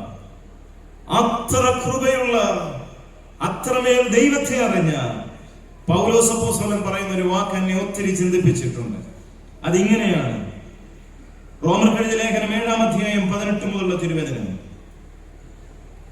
എന്നിൽ, അതായത് എന്റെ ശരീരത്തിൽ നന്മ വസിക്കുന്നില്ലെന്ന് ഞാൻ അറിയുന്നു. നന്മ ഇച്ഛിക്കാൻ എനിക്ക് പറ്റുന്നുണ്ട്, എന്നാൽ ഞാൻ പ്രവർത്തിക്കുന്നത് ഞാൻ ഇച്ഛിക്കുന്ന നന്മയല്ല, ഇച്ഛിക്കാത്ത തിന്മയാണ്. ഞാൻ ഇച്ഛിക്കാത്തത് ചെയ്യുന്നെങ്കിൽ അതൊരിക്കലും ഞാനല്ല, എന്നിൽ വസിക്കുന്ന പാപമാണ്. അങ്ങനെ നന്മ ചെയ്യാൻ ആഗ്രഹിക്കുന്ന എന്നിൽ തന്നെ തിന്മയുണ്ട് എന്നൊരു തത്വം ഞാൻ കാണുന്നു. അടുത്തത് അദ്ദേഹം പറയാ, എന്റെ അന്തരംഗത്തിൽ ഞാൻ ദൈവത്തിന്റെ നിയമം ഓർത്താഹ്ലാദിക്കുന്നു. എന്റെ അവയവങ്ങളിലാകട്ടെ എന്റെ മനസ്സിന്റെ നിയമത്തോട് പോരാടുന്ന വേറൊരു നിയമം ഞാൻ കാണുന്നു. അതെന്റെ അവയവങ്ങളിലുള്ള പാപത്തിന്റെ നിയമത്തിന് എന്നെ അടിമപ്പെടുത്തുന്നു. ഞാൻ ദുർബലനായ മനുഷ്യൻ, മരണത്തിനതീതമായ ഈ ശരീരത്തിൽ നിന്ന് എന്നെ ആര് വിടുവിക്കും? ഞാനിത് വെറുതെ വായിച്ചതല്ല. പ്രിയമുള്ളവരെ, അപ്പോസ്തലനായ പൗലോസ് പറയുക, എനിക്ക് നന്മ ചെയ്യണമെന്നുണ്ട്, പക്ഷെ എനിക്ക് പറ്റുന്നില്ല. മദ്യപാനം നിർത്തണമെന്നുണ്ട്, അന്യായ ബന്ധങ്ങൾ നിർത്തണമെന്നുണ്ട്, പക്ഷെ എന്നെ കൊണ്ട് സാധിക്കുന്നില്ല. അതിന് അദ്ദേഹം പറയുകയാണ്, എന്റെ ഹൃദയത്തിലുള്ള നിയമത്തോട് പോരാടുന്ന മറ്റൊരു പ്രമാണം എന്റെ ശരീരത്തിൽ ഞാൻ കാണുന്നു. എന്നിട്ട് അദ്ദേഹം വിളിച്ചു പറഞ്ഞു, അയ്യോ, ഞാൻ ദുർബലനായ മനുഷ്യൻ, ഐ ആം ഹെൽപ്ലെസ്. ഞാൻ എത്ര ശ്രമിച്ചിട്ടും എന്നെ കൊണ്ട് ഈ പാപമൊന്നും തരണം ചെയ്തു പോകാൻ പറ്റുന്നില്ല. ഞാൻ എത്ര ശ്രമിച്ചിട്ടും മുൻകോപം പറ്റുന്നില്ല മാറ്റാൻ. ഞാൻ എത്ര ശ്രമിച്ചിട്ടും എന്റെ ഹൃദയത്തിലെ വെറുപ്പ് മാറ്റാൻ പറ്റുന്നില്ല. അദ്ദേഹം പറയുക, അയ്യോ, ഞാൻ ദുർബലനായ മനുഷ്യൻ. ഈ ഒരു അവസ്ഥ നിങ്ങൾക്കുണ്ടോ? അപ്പനോട് മിണ്ടണമെന്നുണ്ട്, പറ്റുന്നില്ല. സഹോദരങ്ങളോട് മിണ്ടണമെന്നുണ്ട്, പറ്റുന്നില്ല. ഈ അശുദ്ധ ബന്ധങ്ങൾ തെറ്റാണെന്ന് ആത്മാവിന്റെ പ്രബോധനങ്ങൾ നൂറുകണക്കിന് വന്നു, എന്നിട്ടും നിങ്ങളെ ഇത് വിട്ടുപോകുന്നില്ല. നിങ്ങൾ പറഞ്ഞിട്ടില്ലേ, ഇനി ഞാൻ എന്ത് ചെയ്യും? അതേ ചോദ്യം അപ്പോസ്തലൻ പറഞ്ഞു, അയ്യോ, ഞാൻ ദുർബലനായ മനുഷ്യൻ, ഈ പാപമുള്ള മരണമുള്ള ശരീരത്തിൽ നിന്ന് എന്നെ ആര് വിടുവിക്കും? പ്രിയമുള്ളവരെ, ഒരു നിസ്സഹായനായ മനുഷ്യൻ. ഞാനിങ്ങനെ വിചാരിക്കുകയാണ്, 24-ാമത്തെ വാക്യം വരെ അദ്ദേഹം എഴുതിയിട്ട് അദ്ദേഹം പേനാതാത്ത് വെച്ചിട്ടുണ്ട്. 24-ാമത്തെ വചനം വരെ ഒരു പച്ചയായ മനുഷ്യൻ എങ്ങനെ പ്രതികരിക്കുമോ അതുപോലെ മാത്രം അദ്ദേഹം പ്രതികരിച്ചിട്ട് അവിടെ അങ്ങ് പേന വെച്ചു. ഞാൻ പറഞ്ഞ നിങ്ങൾ വിചാരിക്കും അച്ഛൻ കണ്ടോന്ന്. പക്ഷെ ഞാൻ അങ്ങനെ ചിന്തിക്കുകയാണ്. എന്നിട്ട് അദ്ദേഹം തന്റെ ഉള്ളിൽ ചോദിച്ചു, എന്നെ ആര് എന്റെ ഈ അശക്തിയിൽ, എന്റെ ഈ ദുർബല ചിത്തത്തിൽ എന്നെ ആര് സഹായിക്കും? 25-ാമത്തെ വാക്യം ധ്യാനത്തിനും പ്രാർത്ഥനയ്ക്കും ശേഷം അദ്ദേഹം എഴുതി, നമ്മുടെ കർത്താവായ യേശു ക്രിസ്തു മുഖാന്തരം എന്നെ ആര് വിടുവിക്കും? എനിക്കെങ്ങനെ ഈ പ്രലോഭനം താങ്ങാൻ പറ്റും? എന്റെ ഈ പാപമുള്ള മരണമുള്ള ശരീരം എങ്ങനെ ജീവന്റെ ശരീരമായി മാറും? 25-ാം വാക്യം പറയാ, നമ്മുടെ കർത്താവായ യേശു ക്രിസ്തു വഴി I can do whatever I want through the majestic power of the Jesus. പ്രിയമുള്ളവരെ, അത്യുന്നത ശക്തി, ക്രിസ്തുവിന്റെ ആഴമേറിയ ശക്തിയാൽ എല്ലാ പാപത്തെയും എല്ലാ നാഗരിക ശക്തികളെയും ജയിക്കാൻ എന്നെ കൊണ്ട് പറ്റും. എന്നിട്ട് അദ്ദേഹം പറഞ്ഞു, എന്റെ ദൈവത്തിന് സ്തോത്രം. Hallelujah, hallelujah. ഈ കടബാധ്യത എങ്ങനെ തീരും? നിന്നെ കൊണ്ട് ഒന്നും ചെയ്യാൻ പറ്റുകയില്ല. നീ എത്ര സ്വരുക്കൂട്ടി വെച്ചാലും പിന്നെ ആരിത് ചെയ്തു തരണം? ഒറ്റയൊരാൾ, അത് യേശുവാണ്. നീ ക്രിസ്തുവിലാകണം. പ്രിയമുള്ളവരെ, എഫേസ്യ ലേഖനം 6-ാം അധ്യായം 10 മുതലുള്ള വചനം, ഒടുവിൽ കർത്താവിലും അവന്റെ ശക്തിയുടെ പ്രാഭവത്തിലും നിങ്ങൾ കരുത്തരാകണം. എനിക്കൊന്നുമില്ല, എന്റെ ശരീരത്തിൽ രോഗമുണ്ട്, എന്റെ ശരീരത്തിൽ രോഗമുണ്ട്, പക്ഷേ എന്റെ ദൈവത്താൽ ഞാൻ അതിനെ തരണം ചെയ്യും. പ്രിയമുള്ളവരെ, ഞാനിപ്പോൾ ശുശ്രൂഷ ചെയ്യുന്ന ദേവാലയത്തിൽ 22 വീടേ ഉള്ളൂ. 22 വീട്. ദൈവത്തിന്റെ ശക്തിയാൽ പ്രിയമുള്ളവരെ ജീവിക്കുന്ന ഒരു മനുഷ്യൻ അവിടെ ഉണ്ട്. ഈ കുറെ വർഷങ്ങൾക്ക് മുമ്പ് തന്റെ കുഞ്ഞുങ്ങൾ ഏറ്റവും ചെറുതായിരുന്നപ്പോൾ അദ്ദേഹത്തിന്റെ ശരീരത്തിൽ അവിടെയായി മുഴകളൊക്കെ പ്രത്യക്ഷപ്പെട്ടു. പ്രിയമുള്ളവരെ, കൊണ്ടുപോയി ഡോക്ടർമാരെയൊക്കെ കാണിച്ചു. അവസാനം അത് ക്യാൻസർ ആണെന്ന് പറഞ്ഞു. ചെറിയ ജോലി ചെയ്ത് ജീവിക്കുന്ന മനുഷ്യൻ കർത്താവിൽ വിശ്വസിച്ചു. ഇന്ന് തന്റെ കുഞ്ഞുങ്ങൾ മൂത്ത കൊച്ചു 10ാം ക്ലാസ്സിലാണ്. പ്രിയമുള്ളവരെ, അതിന്റെ പരീക്ഷ നടന്നുകൊണ്ടിരിക്കുക. ഈ കഴിഞ്ഞ ആഴ്ചയിൽ വീണ്ടും അദ്ദേഹത്തിന്റെ പണ്ടത്തെ പോലെ തന്നെ സിംറ്റംസ് കണ്ടു. കാരിത്താസ് ആശുപത്രിയിൽ കൊണ്ടുപോയി അത് കീറി ആ മുഴയെല്ലാം എടുത്ത് ബയോപ്സിക്ക് വിട്ടു. കഴിഞ്ഞ ഞായറാഴ്ച വിശുദ്ധ കുർബാന കഴിഞ്ഞ് ഞാൻ പറഞ്ഞു, നമുക്ക് ആ വീട് വരെ ഒന്ന് പോകാം. ഞാൻ അവിടെ ചെന്നപ്പോൾ ആ ഭാര്യയും കുഞ്ഞുങ്ങളുമൊക്കെ പ്രിയമുള്ളവരെ വളരെ സന്തോഷത്തോടെ എന്നെ സ്വീകരിച്ചു. ഞാൻ അദ്ദേഹത്തോട് ചോദിച്ചു, എന്തെങ്കിലും തരത്തിൽ പ്രയാസമുണ്ടോ? എന്നോട് പറഞ്ഞു, വർഷങ്ങൾക്ക് മുമ്പ് എന്റെ ദൈവം എനിക്ക് സൗഖ്യം തന്നതാണ്. എന്റെ കുഞ്ഞുങ്ങളൊന്നൊന്നുമല്ലായിരുന്നു. ഇന്ന് അവർക്ക് തിരിച്ചറിവായി, അവർ വലുതായി. എന്റെ ദൈവം എന്നെ സഹായിക്കാതിരിക്കുകയില്ല. എന്റെ ദൈവം എന്നെ സഹായിക്കാതിരിക്കുകയില്ല. എനിക്കൊരു പേടിയില്ല. ഒടുവിൽ കർത്താവിലും അവിടുത്തെ ശക്തിയുടെ പ്രാഭവത്തിലും നിങ്ങൾ കരുത്തരാകണം. നിങ്ങളുടെ ജീവിത പങ്കാളി മാനസാന്തരപ്പെടുമോ? നീ എത്ര ശ്രമിച്ചാലും പറ്റില്ല. പക്ഷേ എന്റെ പ്രിയ കുഞ്ഞുങ്ങളെ, യേശു ക്രിസ്തുവിനോട് ചേർന്ന് നിങ്ങൾ ആ കുടുംബത്തിൽ ജീവിച്ചേ. കർത്താവ് അവനെ തൊടും, അവളെ തൊടും. ഹല്ലേലൂയ. നിങ്ങളുടെ കുഞ്ഞുങ്ങൾ ദൈവത്തെ തിരിച്ചറിയുമോ? തിരിച്ചറിയും. എങ്ങനെ? യേശു ക്രിസ്തുവിന് പ്രവർത്തിക്കാൻ നിങ്ങളുടെ ജീവിതം വിട്ടുകൊടുക്കുക.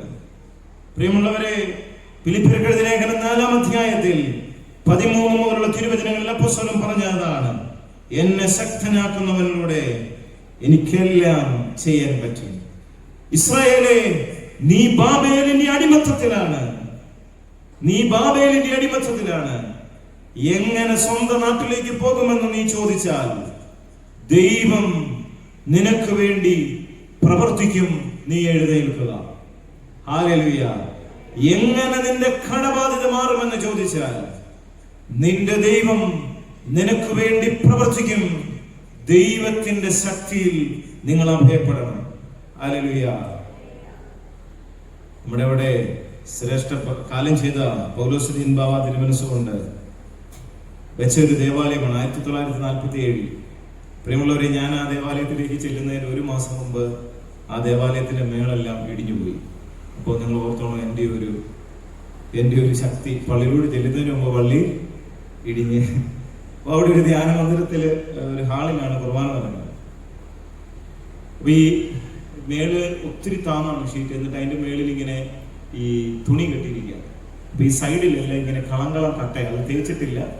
അപ്പോൾ ഈ കാക്കയെല്ലാം കൂടെ പറന്ന് ഇങ്ങനെ മേളിൽ വന്നിരുന്നിട്ട് ഈ തുണിയുടെ മേളിലാണ് നിങ്ങൾ ഭക്ഷണത്തിന്റെ സാധനങ്ങൾ കൊണ്ടിടുന്നത്. കാഷ്ടിച്ചൊക്കെ ഇടുകയാണ്. അപ്പം നമ്മൾ അതിന്റെ താഴെ നിന്ന് വേണം കുർബാനയല്ലേ. പ്രിയമുള്ളവരെ, ഇതൊക്കെ കണ്ടപ്പോൾ എനിക്ക് വലിയ സങ്കടം വന്നിട്ട് ഞാൻ ഇവരോട് പറഞ്ഞു, നമുക്ക് ഒരു ദേവാലയം, ഒരു ചാപ്പൽ വെക്കണ്ടേ, ഒരു ചെറിയ ചാപ്പൽ. അപ്പൊ അവര് പറഞ്ഞു, ആകെ 20 വീടാണ്.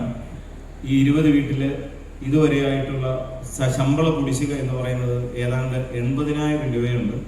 അപ്പോൾ എന്നെ ഭദ്രാസനത്തിൽ നിന്ന് വിട്ടപ്പോഴേ എന്നോട് പറഞ്ഞിരുന്നു, ശമ്പളം അടച്ചില്ലെങ്കിൽ എന്ത് ചെയ്യുകയില്ല, ശമ്പള കുടിശ്ശിക തീർത്തില്ലെങ്കിൽ ശമ്പളം തരത്തില്ല. അപ്പൊ അവര് പറഞ്ഞു, ഇപ്പൊ തന്നെ 80,000 രൂപ ശമ്പള കുടിശ്ശികയുണ്ട്. പിന്നെ അട്ടപ്പാടി വീടുകളാണ്. അവർ പറഞ്ഞ വാക്ക് അതേ രീതിയിൽ പറയണം. അട്ടപ്പാടി വീടുകളാണ്. ഇതിൻ്റെ അകത്ത് 4-5 പേരുണ്ട്. അതുങ്ങൾ സഹകരിക്കുന്നതുകൊണ്ടാണ് ഇവിടുത്തെ ശുശ്രൂഷകന്റെ സാലറി 3,000 രൂപയാണ്. 3,000 രൂപയാണ്. അത് 3,000 ആക്കിയതാണ്. 2,500 ആയിരുന്നു.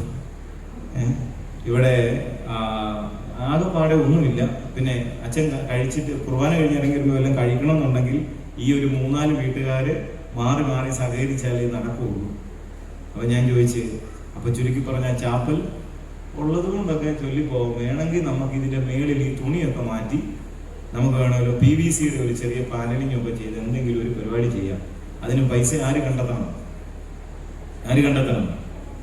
അച്ഛൻ കണ്ടെത്തണം. അപ്പൊ ഞാൻ ചോദിച്ചു, സാലറി കുടിശ്ശിക ആരടയ്ക്കും?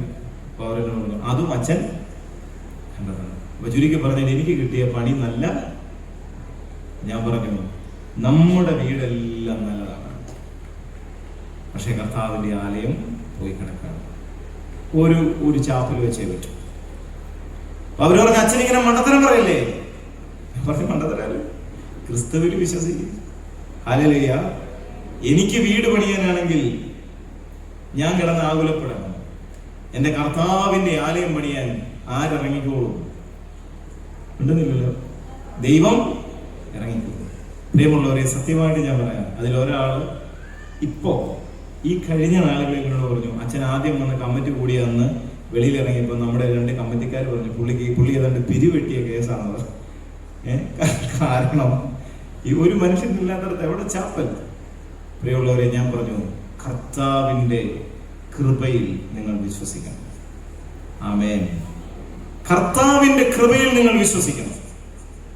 പ്രിയമുള്ളവരെ, നമ്മുടെ വിശ്വാസമെല്ലാം വേറൊരു തലത്തിലാണ്. ഞാൻ പറഞ്ഞു വന്നത്, ഈ ഒരു ദേവാലയത്തിന് കല്ലിടാനുള്ള ക്രമീകരണം എല്ലാം ചെയ്ത്, അപ്പൊ തിരുമേനിയോട് ഞാൻ ചെന്ന് ചോദിച്ചപ്പോൾ തിരുമേനി എന്നോട് ചോദിച്ചു, എവിടുന്ന് കിട്ടാനാണ്?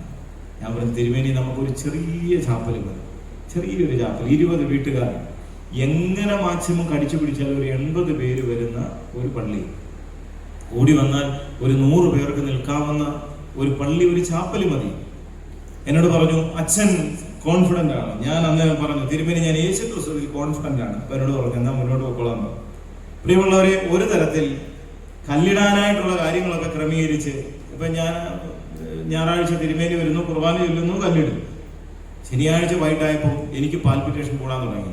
ഞാൻ അന്നേരം ഇരുന്ന്, കൊച്ചമ്മ എന്നോട് ചോദിച്ചു, അമ്മായി, എന്റെ ഭാര്യ എന്നോട് ചോദിച്ചു, അല്ല എന്നാ ഭാവിച്ചത്, ഇതുകൊണ്ട് കല്ലിട്ടാ കല്ല് തന്നെ കിളുത്ത് വരികയല്ലോ. പ്രിയമുള്ളവരെ, ഞാൻ പറഞ്ഞു, നമ്മുടെ കർത്താവ് നടത്തും. അന്നേരം വൈകിട്ട് ഒരു പാർട്ടി വിളിച്ചിരിക്കുക, അച്ഛാ ഒരു ചെറിയ പ്രശ്നമുണ്ട്. ഞാൻ ചോദിച്ചു, എന്ത് പറ്റി? അത് ഇത്ര ചിന്തിച്ചുകൊണ്ടിരിക്കുമ്പോഴാണ് ഫോൺ വരുന്നത്. ഞാൻ ചോദിച്ചു, എന്ത് പറ്റി?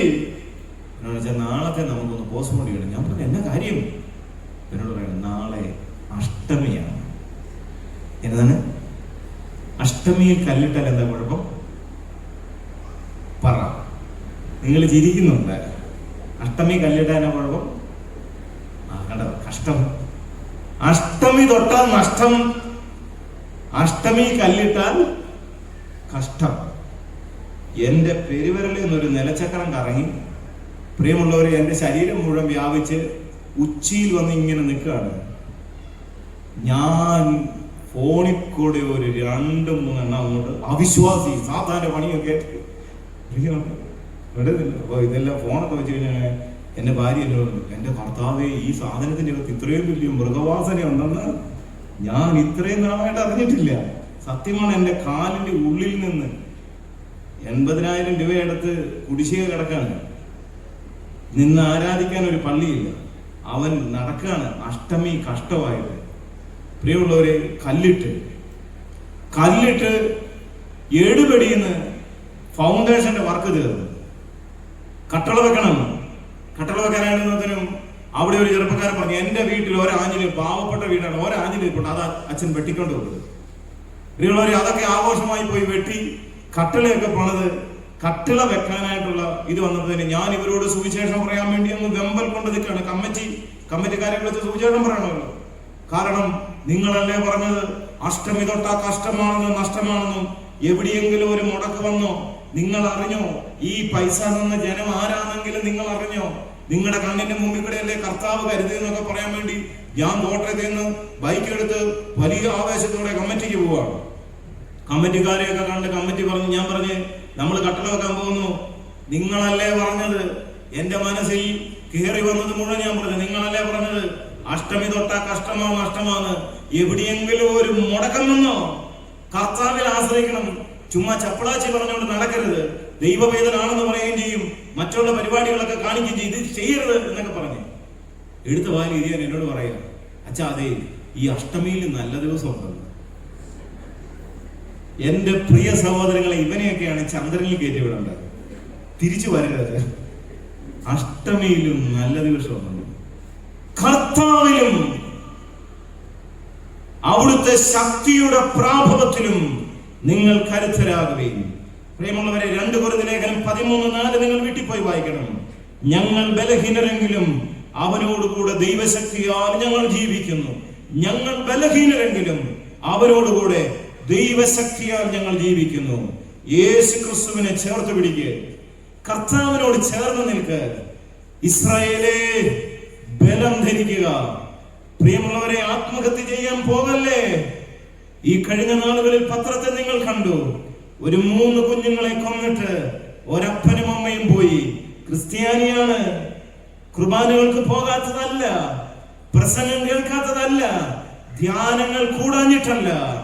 അവന്റെ ജീവിത പ്രതിസന്ധിയിൽ ഈ കുഞ്ഞു കൊച്ചിന് പോലും വിഷം കൊടുത്ത് കൊന്നിട്ട് എങ്ങനെ പറ്റും? പ്രിയമുള്ളവരെ, എങ്ങനെ പറ്റും? എന്റെ 2ാമത്തെ കുഞ്ഞവൾ UKG-യിലാണ്. എന്റെ ഒരു കപ്പ് കാപ്പി മുഴുവൻ കുടിക്കാൻ അവൾ സമ്മതിക്കത്തില്ല. ഞാൻ കഴിക്കുന്ന ഭക്ഷണത്തിന്റെ അവസാനം എവിടെ നിന്നാണെന്ന് എനിക്കറിയില്ല, അവൾ വരും.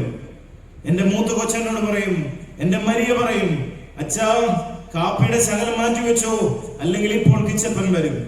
പ്രിയമുള്ളവരെ, എനിക്കറിയാം ഇവൾ എവിടെ നിന്നെങ്കിലും വന്ന് അത് പിടിച്ചു മേടിച്ചു കുടിക്കും. ഞാനത് കുടിച്ച് തീർത്ത് വെച്ചാൽ അവളുടെ ഒരു നോട്ടമുണ്ട്. എന്ന് പറഞ്ഞാൽ പ്രിയമുള്ളവരെ, എന്റെ കയ്യിൽ നിന്ന് കിട്ടുന്നതൊന്നും അവളെ നശിപ്പിക്കത്തില്ലെന്ന് എന്റെ കുഞ്ഞിനറിയാവുന്നത് കൊണ്ടല്ലേ അവൾ അത് മേടിച്ചു കുടിച്ചത്. ഞാൻ ആലോചിക്കുകയാണ്, ഒരപ്പന്റെ കയ്യിൽ നിന്ന് ഈ കുഞ്ഞുങ്ങൾ ഇത് മേടിച്ച് കഴിക്കുമ്പോൾ ആ കുഞ്ഞുങ്ങൾക്ക് ഒരു വിശ്വാസം ഉണ്ടായിരുന്നു, എന്റെ അപ്പൻ തരുന്നതൊന്നും ഹാംഫുൾ അല്ല, അതുകൊണ്ടല്ലേ അതുങ്ങൾ കഴിച്ചത്.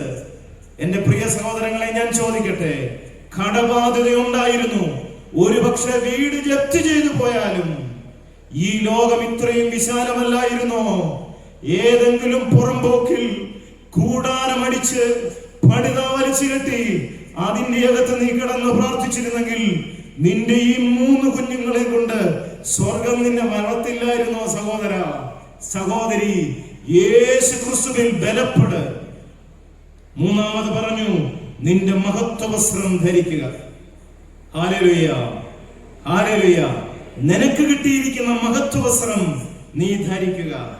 ഈ രാത്രി ഞാൻ പറയട്ടെ, മാമോദീസയുടെ റുസ്മായിലൂടെ എനിക്കും നിങ്ങൾക്കും കിട്ടിയ മഹത്വത്തിന്റെ വസ്ത്രം ഞാൻ നിങ്ങൾ മാറ്റിവെച്ചു. 1 കൊരിന്ത്യർ 3-ാം അധ്യായം 1 മുതലുള്ള വചനങ്ങളിൽ പറയുന്നത് പോലെ നമ്മളിപ്പോൾ ആത്മീകരൊന്നുമല്ല, ആത്മീകരായ ജഡീകരാണ്. സ്വർഗം നമ്മളോട് വിളിച്ചു പറയുന്നു, നിന്റെ മഹത്വ വസ്ത്രം നീ ധരിക്കുക. പ്രിയമുള്ളവരെ, നിങ്ങൾക്ക് സമയം കിട്ടുമ്പോൾ സഖറിയ പ്രവാചകന്റെ പുസ്തകം 3-ാം അധ്യായം വായിക്കണം. സഖറിയ 3-ൽ പ്രധാന പുരോഹിതനായ യോശുവ ദൈവസന്നിധിയിൽ നിൽക്കുമ്പോൾ സാത്താൻ വന്നിട്ട് പറഞ്ഞു, ഇവന്റെ വസ്ത്രത്തിൽ കറ പുരണ്ടിട്ടുണ്ട്. മുഖ്യദൂതനായ മീഖായേൽ, യഹോവ നിന്നെ ഭത്സിക്കട്ടെ എന്ന് പറഞ്ഞു. പ്രധാന പുരോഹിതനായ യോശുവ ചെയ്ത തെറ്റെന്താണെന്ന് നമുക്കറിയില്ല. യൂദയുടെ ലേഖനം 9 മുതലുള്ള തിരുവചനം നിങ്ങൾ വീട്ടിൽ പോയി വായിക്കണം. മോശ മരിച്ചു. മോശയുടെ ശരീരം എടുത്തുകൊണ്ട് പോകാൻ ദൂതന്മാർ വരുമ്പോൾ സാത്താൻ വന്നിട്ട് പറഞ്ഞു, ഇവന്റെ ശരീരം കൊണ്ടുപോകാൻ പറ്റില്ല. യൂദയുടെ ലേഖനം 9 മുതലുള്ള വചനം നിങ്ങൾ വീട്ടിൽ പോയി വായിച്ചാൽ മതി. അവിടെയും നാം കാണുന്ന സ്റ്റേറ്റ്മെന്റ് ഇതാണ്, പ്രധാന ദൂതനായ മീഖായേൽ യാതൊരു പ്രത്യുത്തരവും പറയാതെ യഹോവ നിന്നെ ഭത്സിക്കട്ടെ എന്ന് പറഞ്ഞതേ ഉള്ളൂ. മാറി നിൽക്ക്. മോശയ്ക്കെതിരെ എന്തുകൊണ്ടാണ് സാത്താൻ അവകാശവാദം ചോദിച്ചത്? 2 തെറ്റ് നമുക്കറിയാം. ഒന്ന്, താൻ നല്ല യൗവനക്കാരനായിരുന്നപ്പോൾ അറിയാതെ ഒരു മിസ്രൈമിനിട്ട് ഒരു അടി കൊടുത്തു. ആ അടി അവന്റെ മർമ്മത്ത് കൊണ്ടു അവൻ മരിച്ചുപോയി. 2ാമത്തെ തെറ്റ്, ഒരിക്കൽ ദൈവം മോശയോട് പറഞ്ഞു, പാറയോട് കൽപ്പിക്കുക. അന്ന് ഈ ജനം പിറുപിറുത്തപ്പോൾ, ജനം അദ്ദേഹത്തിന്റെ മനസ്സ് മടുപ്പിച്ചപ്പോൾ ദേഷ്യപ്പെട്ട് വടിയെടുത്ത് പാറയെ അടിച്ചു. ഈ 2 തെറ്റ് ഞാൻ കണ്ടു. ഒരുപക്ഷെ അതിൽ കൂടുതൽ നിങ്ങൾ വായിച്ചപ്പോൾ കാണാം. എന്നാൽ ഞാൻ പറയട്ടെ, ഈ 2 തെറ്റ് ദൈവം ക്ഷമിച്ച തെറ്റാണ്. എന്നിട്ടും സാത്താൻ പറഞ്ഞു, ഇവന്റെ ശരീരത്തിന്മേൽ എനിക്ക് അവകാശമുണ്ട്. പ്രധാന പുരോഹിതനായ യോശുവയുടെ മഹത്വവസ്ത്രത്തിൽ അവന്റെ അങ്കിയിൽ കറ പുരണ്ടിട്ടുണ്ടെന്ന് സക്കറിയ പ്രവചനം 3-ാം അധ്യായത്തിൽ സാത്താൻ ദൈവത്തോട് പറഞ്ഞു. ഈ രാത്രി ഞാൻ നിങ്ങളോട് ചോദിക്കട്ടെ, നമ്മുടെ മഹത്വവസ്ത്രം എപ്രകാരമാണ്? നമ്മുടെ മഹത്വവസ്ത്രം എപ്രകാരമാണ്? എന്റെ പ്രിയമുള്ളവരെ, 2 തെറ്റ് ചെയ്ത, ഏതൊക്കെയോ ചെറിയ വീഴ്ചകൾ വന്ന് ഇവരുടെ ശരീരത്തെ കുറിച്ച് സാത്താൻ വാദിച്ചിട്ടുണ്ടെങ്കിൽ, നമ്മുടെ ശരീരത്തെ കുറിച്ചും ആത്മാവിനെ കുറിച്ചും സാത്താൻ വാദിക്കും.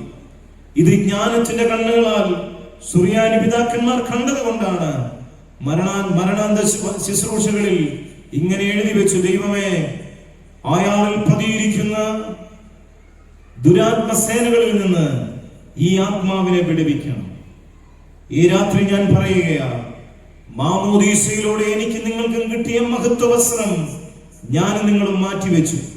വിശുദ്ധിയുടെ, വേർപാടിന്റെ, വീണ്ടെടുപ്പിന്റെ, ആത്മധൈര്യത്തിന്റെ, ആത്മശോഭയുടെ വസ്ത്രം മാറ്റിവെച്ചു. ഇന്ന് ഞാൻ നിങ്ങളും ലോകത്തിന്റെ വസ്ത്രം ധരിച്ച് പാപത്തിന്റെ കറ കൊണ്ട് നടക്കുകയാണ്.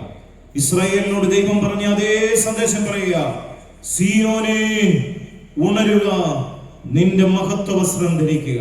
നമുക്ക് എഴുന്നേറ്റ് നിൽക്കാൻ നമ്മുടെ സമയം അവസാനിച്ചു. ഈ രാത്രിയിൽ സ്വർഗത്തിലെ ദൈവം നമ്മളോട് സംസാരിച്ചു. പഴയ നിയമ ഇസ്രായേലിനോട് ദൈവം പറഞ്ഞു, നീ ഉണർന്നു വരണം. കാരണം ഇപ്പോൾ നിന്റെ ആധ്യാത്മിക ജീവിതം മുഴുവൻ ഉറക്കത്തിലാണ്. നിന്റെ ആത്മീക ജീവിതം മുഴുവൻ ഉറക്കത്തിലാണ്. സ്വർഗം പറയുന്നു, അവന്റെ മരണത്തോട് നിങ്ങൾ ഐക്യപ്പെടണം. അവന്റെ പുനരുത്ഥാനത്തിന്റെ ശക്തി അറിയണം. അവനെ നിങ്ങൾ അറിയണം. അവന്റെ കഷ്ടാനുഭവങ്ങളോട് നിങ്ങൾ താതാത്മ്യപ്പെടണം. കണ്ണുകൾ അടച്ച് വ്യക്തിപരമായ ജീവിതത്തിലേക്ക് നോക്കാം. നമ്മുടെയൊക്കെ ജീവിതത്തിൽ ഒരുപാട് പാപപങ്കലമാണ്. പ്രിയമുള്ളവരെ, വലിയ കാപട്യം നമ്മളിലുണ്ട്. നമ്മളിലൊന്നും വിശുദ്ധി വസിക്കുന്നില്ല.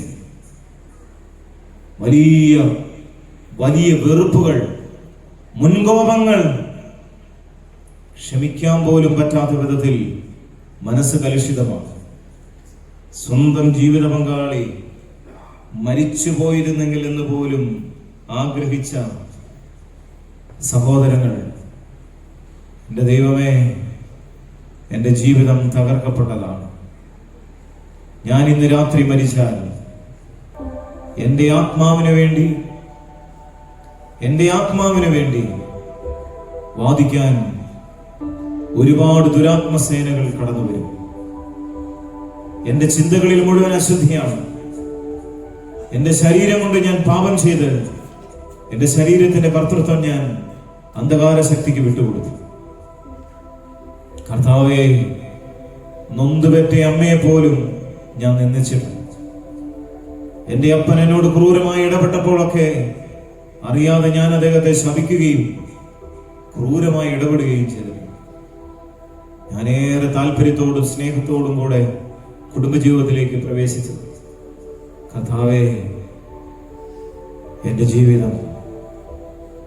ജീവിതം എങ്ങനെ നടക്കുന്നു എന്ന് പോലും തിരിഞ്ഞു നോക്കാത്ത ജീവിത പങ്കാളി, മടുത്തു പോകുന്ന നിമിഷങ്ങളുണ്ട്. ഒത്തിരി ആഗ്രഹിച്ച് വളർത്തിയിട്ടും വിപരീത ഫലം മാത്രം നൽകുന്ന കുഞ്ഞുങ്ങൾ. കർത്താവേ, നിന്റെ ശക്തിയാൽ ഞാനൊന്ന് എഴുന്നേൽക്കട്ടെ. എന്നെ ആര് വിടുവിക്കും? എന്നെ ആര് സഹായിക്കും? ഞാൻ ദുർബലനായ ഒരു മനുഷ്യൻ. യേശുവിലൂടെ നിങ്ങളെ കൊണ്ടത് സാധിക്കും. ഏത് പ്രലോഭനവും ഏത് വേദനയും യേശുവിലൂടെ നിങ്ങൾക്ക് തരണം ചെയ്യാൻ പറ്റും. ഓ കർത്താവേ, എന്റെ സ്നേഹമേ, എന്റെ ദൈവമേ, അങ്ങനോട് കരുണയാകട്ടെ. കരങ്ങൾ കൂപ്പി സമ്പൂർണമായി ദൈവസന്നിധിയിൽ സമർപ്പിക്കും. എബ്രായ 4:12 മുതലുള്ള തിരുവചനം നമ്മളെ ഉള്ളതുപോലെ അറിയുന്ന ഒരു ദൈവമുണ്ട്. കർത്താവേ, ഞാൻ ഏറെ എളിമപ്പെട്ട് പ്രാർത്ഥിക്കും. നിൻ കൃപയാ, നിൻ കൃപയാ എന്നെ നീ കഴുകണമേ. നിൻ കൃപയാ, നിൻ കൃപയാ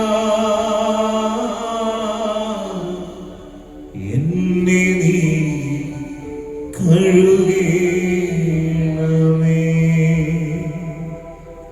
എന്നോടു ക്ഷമിക്കണമേ നാഥ,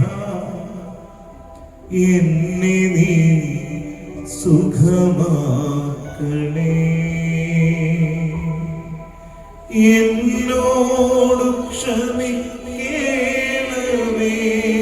നാഥ, എന്നെ നീ സുഖമാക്കണേ. യേശുവേ, യേശുവേ, എന്നെ നീ സൗഖ്യമാക്കണേ. നമുക്ക് എല്ലാവർക്കും ചേർന്ന് യേശുവേ, യേശുവേ, എന്നെ നീ സൗഖ്യമാക്കണേ. എല്ലാവരുടെയും കരങ്ങളേറട്ടെ. നിങ്ങളുടെ വേദനകൾ കർത്താവിനോട് പറ. കർത്താവേ, മഹത്വവസ്ത്രം ധരിക്കാൻ, എന്റെ ജീവിതത്തിന്റെ പാപമംഗലമായ പഴയ മനുഷ്യനെ ഉരിഞ്ഞു കളയാൻ, അശുദ്ധിയുടെ വസ്ത്രം ഉരിഞ്ഞു കളയാൻ, മാമോദീസയിലൂടെ എനിക്ക് ലഭിക്കപ്പെട്ട ആ വലിയ തേജസ്സിന്റെ ആത്മധൈര്യത്തിന്റെ വീണ്ടെടുപ്പിന്റെ വസ്ത്രം ധരിച്ചുകൊണ്ട് ഈ ഭൂമിയിൽ ജീവിക്കാൻ കൃപ നൽകണേ. എന്റെ കുടുംബത്തിലേക്ക് ഇറങ്ങി വരണമേ കർത്താവേ. എല്ലാവരും അധരം തുറന്ന് യേശുവിനെ വിളിച്ച് പ്രാർത്ഥിക്കുക. യേശുവേ, യേശുവേ, എന്നെ നീ സൗഖ്യമാക്കണേ. എല്ലാവരും ശബ്ദമേറട്ടെ. യേശുവേ, കർത്താവേ, ചൈതന്യം അഴിക്കണമേ. വചനത്തിന്റെ കൃപ എല്ലാവരും അറിയട്ടെ. ഞങ്ങളെല്ലാം ബലഹീനരാണ്. അങ്ങയിലൂടെ, യേശുവിലൂടെ നിന്നാൽ ഞാൻ പടക്കൂട്ടുകൾ നേരെ പാഞ്ഞു. എന്റെ കർത്താവിന്റെ നാമത്തിൽ ഞാൻ മതിൽ ചാടി കടച്ചു. ഈ രോഗം യേശുവിന്റെ സാന്നിധ്യത്തിലൂടെ ഞാൻ തരണം ചെയ്യും. ഈ കടബാധ്യതകൾ യേശുവിന്റെ നാമത്തിൽ ഞാൻ തരണം ചെയ്യും. ഈ അശുദ്ധ ബന്ധങ്ങൾ യേശുവിന്റെ നാമത്തിൽ ഞാൻ പൊട്ടിച്ചു കളയും. ഈ വെറുപ്പുകൾ യേശുവിന്റെ നാമത്തിൽ ഞാൻ തരണം ചെയ്യും. യേശുവേ, വിശ്വസിക്കുന്ന കുഞ്ഞുങ്ങളിലേക്ക് ദൈവശക്തി വ്യാപരിക്കണമേ.